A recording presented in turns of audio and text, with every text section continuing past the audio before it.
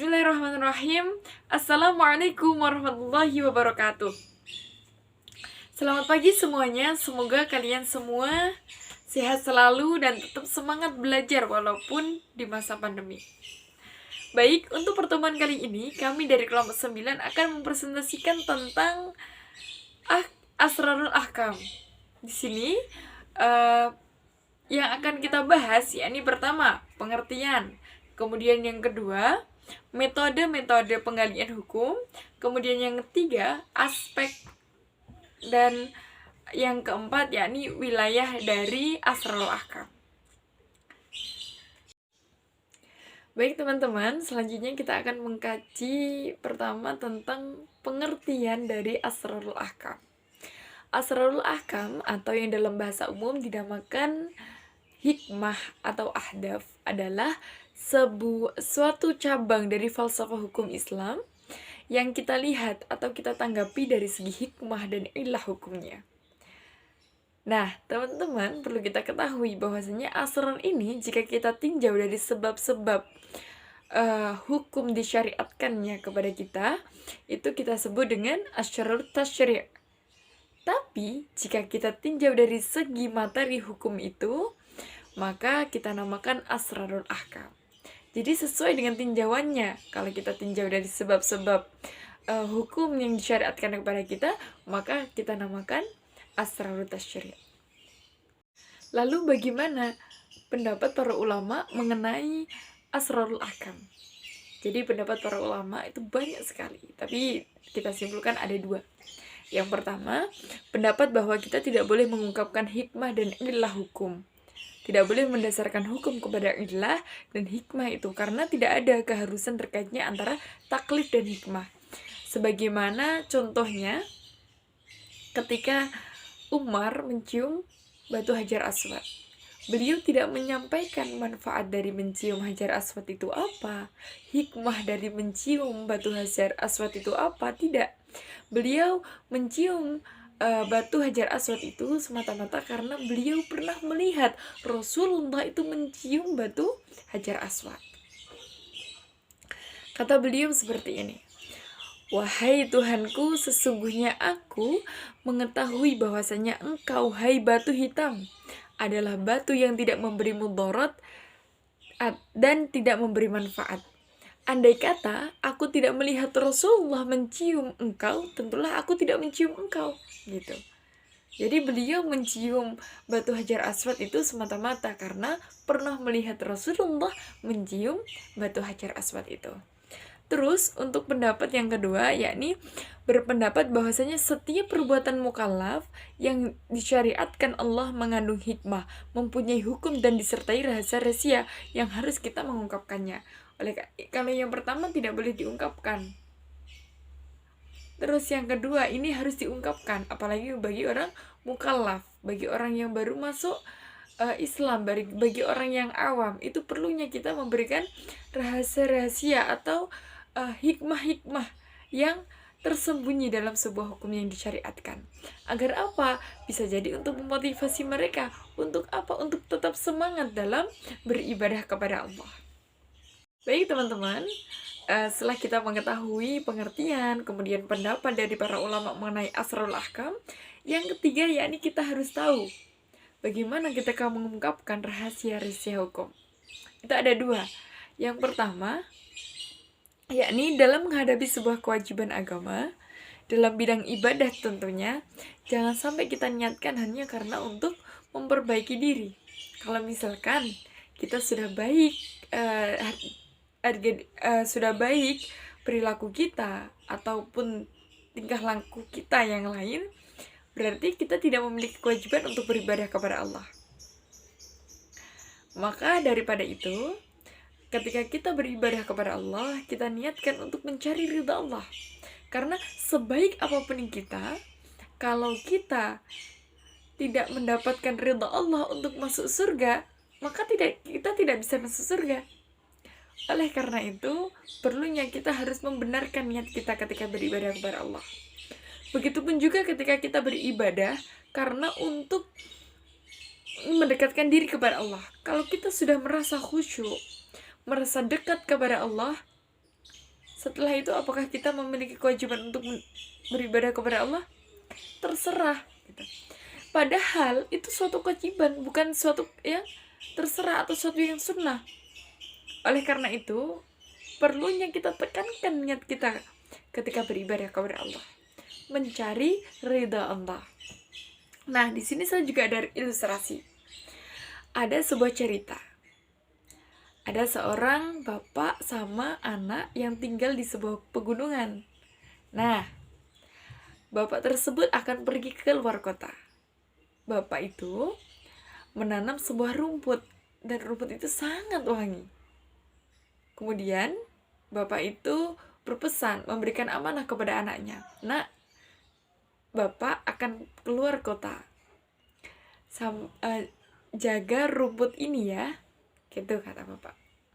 Ketika bapaknya keluar kota, hari demi hari anak tersebut menanam sebuah bunga, dan bunga yang ditanam itu juga wangi daripada rumput yang ditanam sama ayahnya.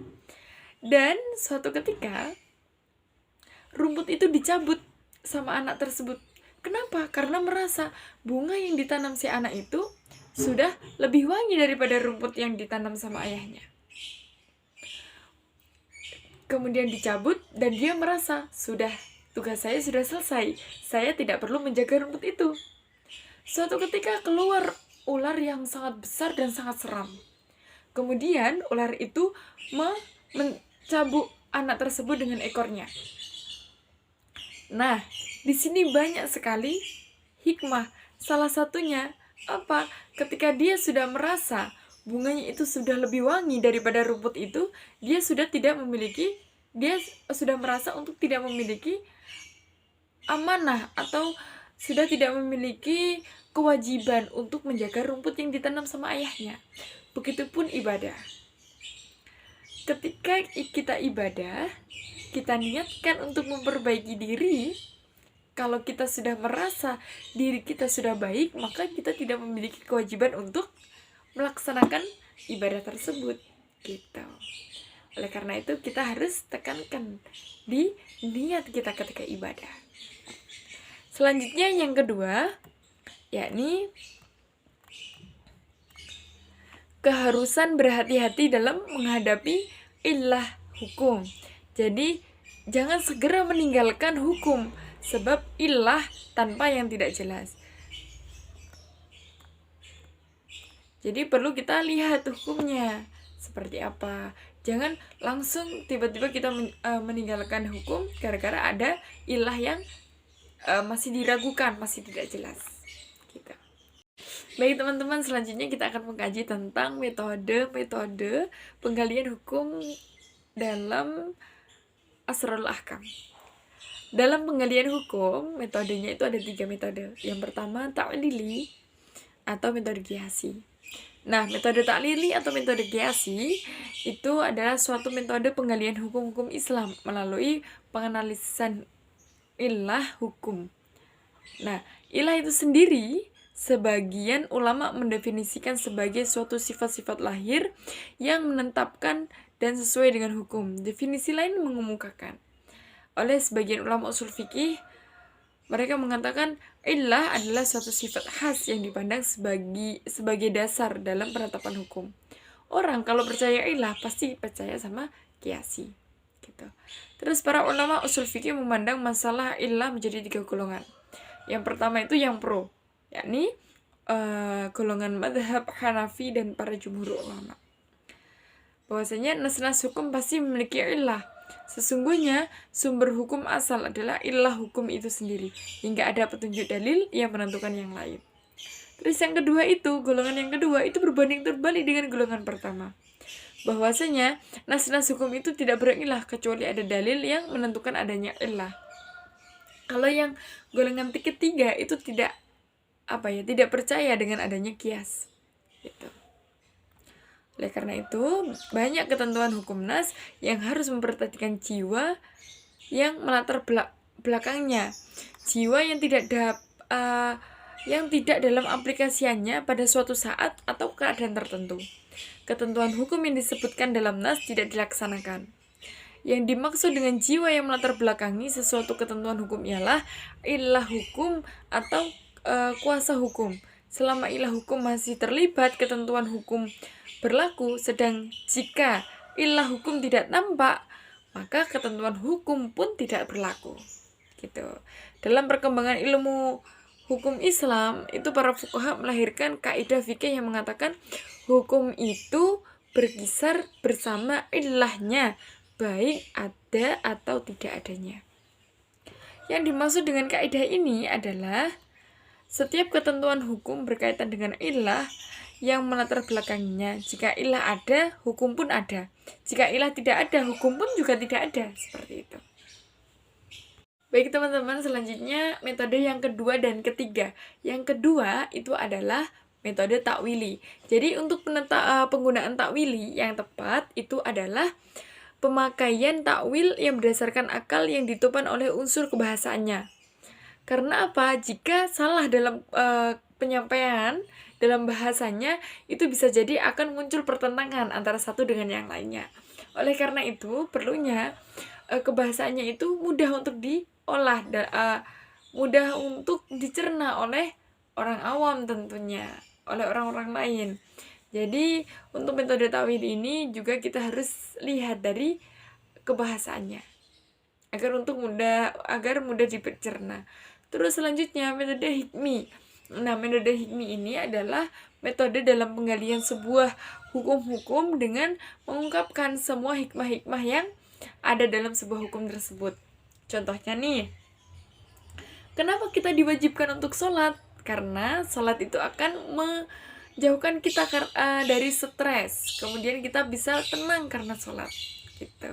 Jadi kita juga mengungkapkan hikmah-hikmah dari sebuah hukum tersebut gitu.